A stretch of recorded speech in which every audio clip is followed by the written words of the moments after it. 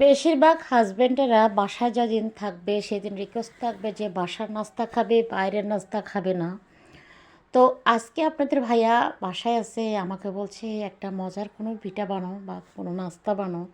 তো আমি চিন্তা করলাম এমন একটা পিঠা আমি সবসময় খেয়েছি, আমি একবার ট্রাই করে দেখি। তো আমি আজকে পান্তুয়া পিঠা বানাবো। তো পান্তুয়া পিঠা কীভাবে বানাবো একটু সাথেই থাকবেন। তবে পান্তুয়া পিঠা আমি কখনো আগে বানাইনি, আজকে ফার্স্ট বানাচ্ছি। তবে কতটুকু বানাতে পারবো দেখতেই থাকুন। রেসিপিটি ভালো লাগলে শেয়ার করতে ভুলবেন না। তো পান্তুয়া পিঠা বানানোর জন্য আমি প্রথমে মিডিয়াম সাইজ একটা বাটি নিয়ে নিলাম। বাটির সাহায্যে আধা কাপের চেয়ে চায়ের কাপে আধা কাপের চেয়ে কিছুটা সামান্য চিনিটা দিলাম। চিনিটা আপনাদের দিতে স্বাদ অনুযায়ী দিবেন।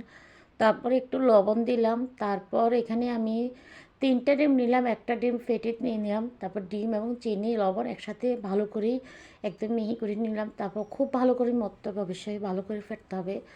এরপর আমি এখানে দিয়ে দিলাম আপনি আটা এবং ময়দা, যেটা হাতের কাছে থাকে সেটাই দিয়ে করতে পারবেন। এটা একদম সহজ নাস্তাটা বানানো। তবে আমি পারবো কি না আমি জানি না। তবে আপনাদের সাথে থাকুন, ইনশাল্লাহ দেখতে থাকুন কতটুকু পারি। তো এরপরে আমি মানে ডিমের আটা, আর আমি এখানে দিয়ে দিলাম 1.5 কাপ পরিমাণ আটা দিয়ে দিলাম।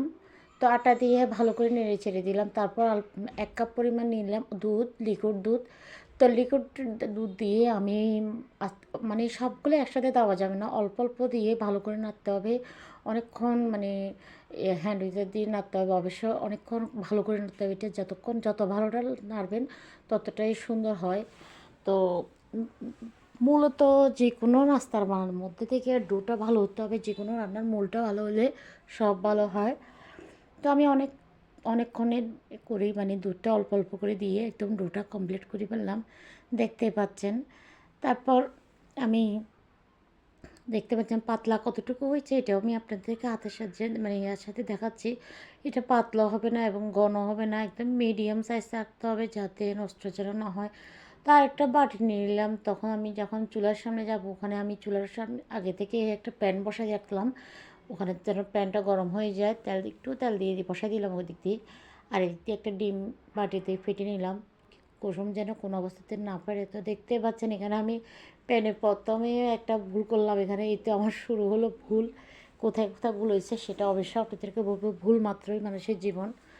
তো এরপর আমি এখানে প্রথমে তেল একটু বেশি দিয়ে ফেলছি, তেল অতটা দেওয়া লাগে না, পরে জানতে পারলাম এতটা তেল দেওয়া লাগে না।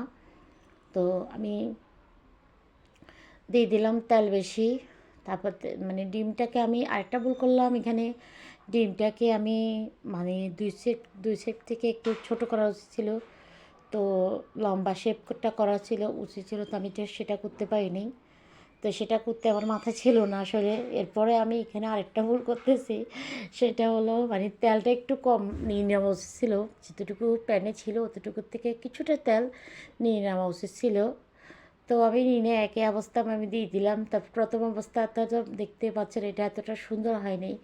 তো যতটুকু হয়েছে আলহামদুলিল্লাহ, ডোটা মজা হয়েছে, ডোটা সুন্দর হয়েছে, খেতে অনেক ভালো লাগছে। পরে আপনাদের ভাইয়া আমি সবাই মিলেই খেলাম আসলে। বাসার সবাই যখন পছন্দ করে অনেক ভালো লাগে।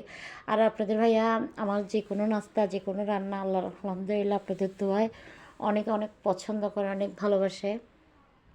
এটাতে আমার কাছে খুব ভালো লাগে।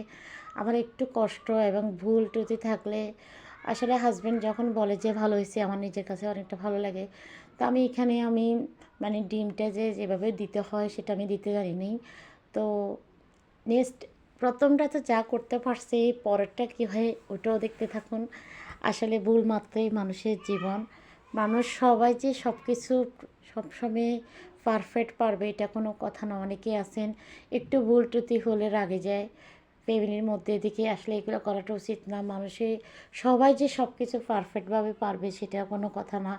আমার এখানে আমি দেখলাম যে আমার ছোটো ভাইয়ের বউ অনেক সুন্দর করে বানিয়েছে এবং আমার বোনই বানিয়েছে অনেক সুন্দর করে। হয়তো পারে আমারটা তো একদম পারফেক্ট হয়নি, কতটুকু পারফেক্ট হয়েছে সেটা আপনারা কমেন্টের মাধ্যমে জানাবেন। সবাই আমাকে দোয়া করবেন, পাশে থাকবেন, লাইক কমেন্ট ফলো দিয়ে সব সময় আপনারা সবাই পাশে থাকবেন, আপনাদের ভালোবাসা দিবেন। তো দেখতে পাচ্ছেন প্রথমটা তো যা করতে পারছি, পরেরটার অবস্থা আরও বেশি খারাপ। আমি মনে করছিলাম বড় সাইজের একটা রুটি বানালে হয়ে যাবে। এরপর আমি বড় সাইজের একটা বড় রুটি বানালাম, তাও এটা ঠিকমতো করতে পারিনি। এখানে আরেকটা ভুল করতে আসলাম, মানে গরম গরম নাকি প্লেটে কাটার এটা উচিত না, এটা তখন ঠান্ডা হবে তো কাটলে বলে সুন্দর হয়। তো আমি ঠান্ডা অবস্থা কাটি নেই, আমি গরম গরম কাটি ফেলছি। এটাও পিসটা এতটা সুন্দর করতে পারি না, তবে এখনও গরম, বেশি বেশি গরম যে সেজন্য সুন্দর হয়নি কাটাটা।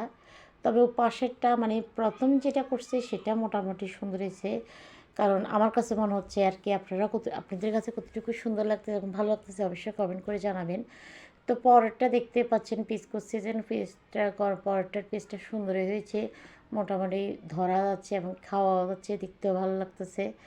তো সবাই, বাসার সবাই মোটামুটি আলহামদুলিল্লাহ, আমার কাছে একটু মনটা খারাপ লাগছে, আমি পারফেক্টভাবে বানাতে পারিনি।